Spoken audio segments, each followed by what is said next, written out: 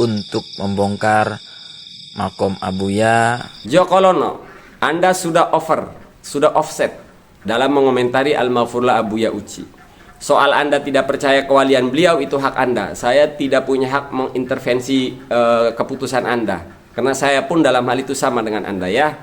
Tapi statement Anda membongkar makam Aba Uci sudah melewati batas, di mana Anda menyandarkan ini, menggantungkan ini kepada izin Pak Prabowo yang akan dihadiri TNI dan Polri. Di dalam statement Anda yang satu ini itu terdapat dua sudut pandang. Yang pertama, karena Anda menggantungkan kepada restu Pak Prabowo, berarti sudah barang tentu ini maksudnya kepentingan negara. Maka jawaban saya, Pak Prabowo, TNI dan Polri tidak punya kepentingan membongkar makam Abah Uci. Tidak dalam konteks penelitian, otopsi, dan lain sebagainya. Jadi selesai ya, secara kenegaraan itu tidak diperlukan. Terus apa maksud Anda menggantungkan restu kepada Prabowo? Nggak ada hubungannya, bahkan Pak Prabowo sendiri tidak bisa sewenang-wenang membongkar makam orang tanpa penelitian, tanpa kepentingan publik. Itu yang pertama. Nah, yang kedua, soal masalah ini kita tinjau dari sisi fikih. Karena Anda seorang santri ya, saya bacakan ibaratnya. Yumbashul mayyitu li arba'i khisolin. Mayit yang sudah dikuburkan hanya boleh dibongkar lagi dengan 4 persoalan, 4 alasan. Lil ghusli, untuk dimandikan apabila belum dimandikan. Idza lam yataghayyar walitaujihihi ilal kiblati, untuk dihadapkan ke kiblat. Kalau misalnya setelah dimakamkan yang naro jasad ingat bahwa tidak dihadapkan ke kiblat, maka dibongkar lagi. Walil mali idza dufina mahu, atau karena mal, mungkin yang bawa emasnya jatuh, jam tangannya jatuh, maka dibongkar, diambil jam tangan itu.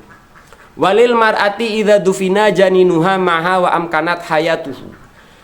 Perempuan yang wafat dalam kondisi hamil, ada kemungkinan si bayi itu masih hidup di dalam kandungan, maka dibongkar lagi. 4 alasan makam boleh dibongkar.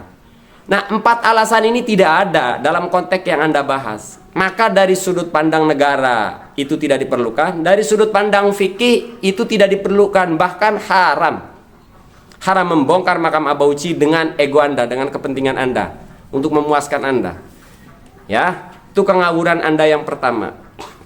Nah, kemudian statement Anda bahwa wali haram ya, jasadnya betul, keterangan itu banyak, tapi tidak bersifat talazum. Pasti semua wali jasadnya utuh, tidak. Saya akan kutip bahkan ini dari hadis ya, yang sahih, dan ini sahabat, di mana sahabat ini levelnya jauh di atas wali ya. Nah, sekarang saya bacakan. Ini sahabat.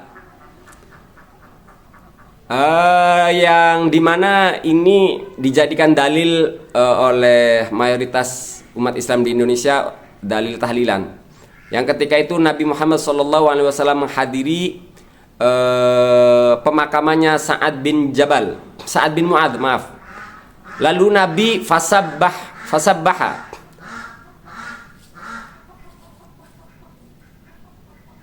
Wa wudi'a fi qabrihi wa suwiya alaihi, sabbaha Rasulullah sallallahu alaihi wasallam fasabbahna tawilan thumma kabbara fakabbarna. Sa'ad bin Mu'adz itu terjadi di dalam makamnya itu terjadi gencretan dom ya, terjadi. Lalu Nabi membaca tasbih, tahlil dan takbir, tujuannya untuk meringankan. Itu sahabat. Kemudian di dalam kitab Ar-Ruh, perhatikan.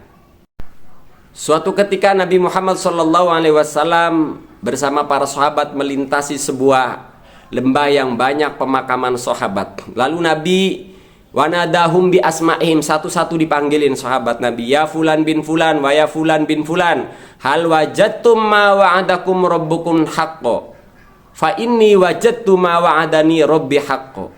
Jadi Nabi berdialog dengan para sahabat yang sudah dimakamkan. Nah, lalu melihat ini Sayyidina Umar bertanya, faqala lahu Umaru ya Rasulullah ma tukhatibu min aqwamin qad jayyafu. Ini makam sahabat, qad jayyafu. Engkau bicara apa? Apa yang kau bicarakan ya Rasulullah dengan orang-orang yang qad jayyafu, yang telah membusuk, yang telah rusak jasadnya. Ucapan qad jayyafu itu tidak dibantah oleh Nabi Muhammad SAW, tidak. Tapi Nabi hanya menjawab apa yang dibicarakannya. Lalu kata Nabi, walladzi ba'atsani bil haqqi ma antum bi asma'a lima aqulu minhum. Alhasil banyak sahabat yang jasadnya utuh, tapi ada riwayat yang mengatakan bahwa jasad sahabat juga ada yang qad jayyafu, rusak, artinya ya tinggal tulang belulang mungkin ya. Nah, itu jawaban Anda. Nah, kalau persoalannya Anda tidak mempercayai kewalian Aba Uci, lalu Anda mengukur kalau jasadnya Aba Uci rusak berarti bukan wali. Ya, logika Anda kacau. Itu tidak ilmiah. Dan tidak hanya tidak ilmiah, ini terkesan ya merendahkan ke orangnya ini.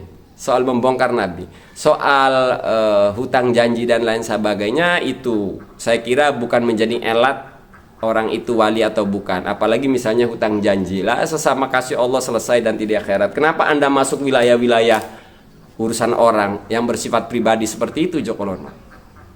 Anda tahu, Joko Lono, saya berbulan-bulan ngebahas Aba Uci. Beberapa statementnya saya tidak sependapat, saya tolak. Tapi saya tidak sampai hati loh berkata ngomong-ngomong membongkar makam Al-Maghfurlah. Anda sudah kelewat batas.